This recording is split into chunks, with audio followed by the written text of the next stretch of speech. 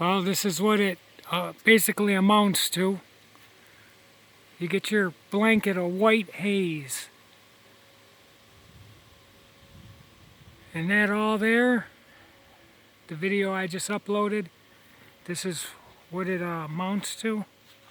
It's just all haze. You know, it's just a sky of horror. What they do.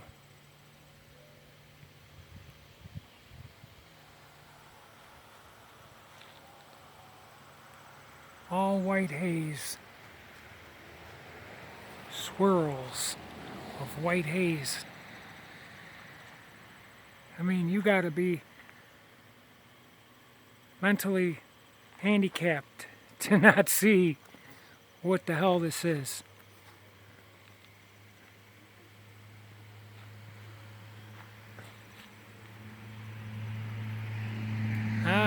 Put a little cream in your coffee, huh? That's what it reminds me of. These pieces of shit. These pieces of shit flying around doing this shit. You know, this shit just, like if they see a storm pattern coming in, they accentuate it a little with this shit, make it worse. Look at that. I can't wait for Wikipedia to start adding these clouds to the roster of 500 clouds now. Different types of clouds to correspond with this evil. Evil in the sky. It reminds me of prophecy in the Bible where it says a third of the moon and the stars won't be seen. They won't give their light. Now tonight, you're not going to see no stars or anything through that. It's horrible. It's horrible what's going on overhead. You know, but them damn Kardashians, they got everybody deceived. You know, they're doing this over your head and all you care about is the Kardashians. CNN fake news. Shootings at garlic festivals and Walmart. You know, they send operatives in there to do that. They want to. This is going on because they want to take your guns. The attack is multifaceted. It's not only down here where you stand, but it is now above your head. Oh, they wouldn't do nothing to us. Well, go research Agent Orange and the shit they sprayed over California in the 60s. I mean, it's there. They don't care about us. Kidding me? Do you think a cancer cell cares about what it does to its surroundings? It eliminates its surroundings because the cancer cell is a psychopathic cell. Alright, so it kills its surrounding where its surroundings die and it dies too. But it does not relent until its surroundings are totally exhausted and can no longer survive. And it dies with it. So these people are like cancer cells. I got people telling me, oh, well, why would they kill themselves? Because they're psychopaths. Wow, that's a crazy ass dragonfly. That reminds me, I read an article, dragonfly's been here for 500 million years. So scientists better put in a discrimination act against evolution because they're still dragonflies. If evolution were true, mankind would have so much competition in the the intelligence arena. We'd be at war with insects, smart insects and animals. But 500 million years and it's only humans can make a milkshake. Okay, dragonfly's been here 500 million years and it's still flying around as a dragonfly. You people believe in illogical shit. It's because you instantaneously believe everything these psychopaths say and put forth. They tell you all this nonsense that's going on in outer space that you can't verify. And they back it up with artist renderings and conceptions and CGI and animation. And you people love it. You literally eat it up. All the space documentaries on National Geographic are all animation. They'll tell you they got 10,000 satellites in orbit of Earth. And I can look at the moon with my 80x binoculars and count the craters, and I can't see nary a fucking one satellite traverse the moon. You kidding me? That's cislunar space according to them. Okay? The people need to wake up. We're being deceived on a level so massive, you don't even know where you live. They show you a cardboard ball and they get some blue paint and paint curving water, 25,000 miles reference and circumference, and you believe it. But none of that shit can be demonstrated in reality. But I can demonstrate the real Earth. You know, you just make a circle in the ground. I can dig little holes for water, put little buildings up, and that's how the Earth is. It's on level foundation.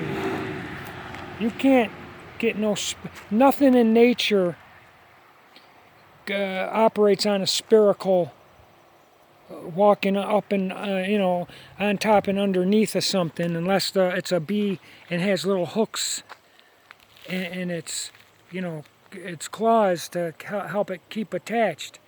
But none of that shit. Curving water, I could dig from here to the corner there, and the water's going to be level. Water will never curve on its surface in mass, i.e. large bodies of water. That's not possible. You get these nincompoop ninnies talking about a drop of rainwater. That's a minute amount of water, okay? Water in mass, i.e. large bodies of water, are level on their surface and can be no other, can array in no other formation. Okay? So that shit they show you on a globe of the Atlantic and Pacific curving like that is impossible. And you people just you heard about the magic of gravity, so then they taught you that in kindergarten. So now you're indoctrinated with that shit. Gravity's never been directly detected like magnetism or electricity or microwaves or X-rays or laser beams. Well, how does gravity propagate from the center of the Earth up to matter on the surface? It doesn't do it through current. It doesn't do it through field. It doesn't do it through beams, rays, or waves. It's never been detected, and this force would be far more important than magnetism or electricity combined, and it's never been directly detected. You got to rely on observations. Oh, there's gravity. The lighter fell. No, gravity didn't pull this lighter down. That density of this lighter, density is force. The density, the mass, the weight of this lighter, when unsupported, it'll fall because it's stronger. Its density overcomes its surrounding air, and it falls through the air until it meets something that can support it. Okay, there's no current, wave, field, beam, ray of gravity that's coming up to pull that thing down out of thin air or from the center of the Earth. It's ridiculous. It's density. Density is force at rest. Okay, this lighter's at rest. Okay, but it's also force because of its density. And the reason why it's not falling is because my hand can overcome its density and support it. But the air cannot. It falls through the air because it's stronger, it's heavier than the air. Okay, there's no device or instrument that's ever directly detected gravity itself. You got to say, look at this, look at a scale. No, those are alleged results or effects of gravity. It's not gravity itself. So they spoon feed you this bullshit in kindergarten to deceive you about where you live. And you instantaneously believe it. Yeah, I know it all sounds crazy, but if you do a little research, you'll see that only believe what can be demonstrated, only believe what you can personally understand and personally verify.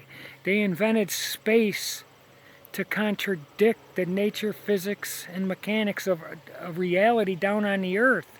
And they made space too far away and too vast for any person to personally verify. So they throw artist renderings and conceptions at you of places that do not exist as depicted in these artist renderings, and you believe it and you go wow. And then National Geographic does a documentary on black holes, and it's all animation, not one real-time footage of any of the alleged thousands of satellites, just all animation, and you love it. Now don't get me wrong, I still love Halo and Star Wars, and I'm highly entertained by space movies, but I know it's not real. Okay? No atmosphere. This shit can't exist up alongside what they claim space is, which is a vacuum. An infinite and expanding vacuum. This could never exist this way. The air would be gone. All the gases in our atmosphere would disperse into an infinite and expanding universe. It would be all sucked away. Okay? Gravity. Are you kidding me? If gravity were real, I could stop at the power of gravity. I'm stopping it. My hand.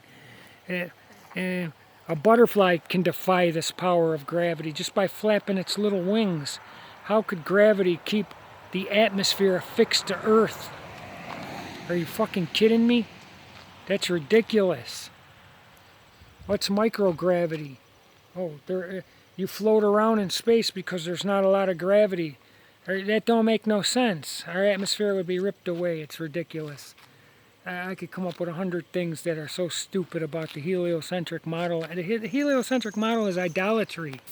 It's set in place to mock God. That's why they named all the stars and fake planets after heathen, fake, pagan gods. To mock God. Why would atheists name all those alleged planets and stars and constellations after fake gods if they don't believe in gods or any of that? It's set in place to mock God. It's idolatry. You people need to wake up. Wake up. Snap out of it. Call on some character. Character, man.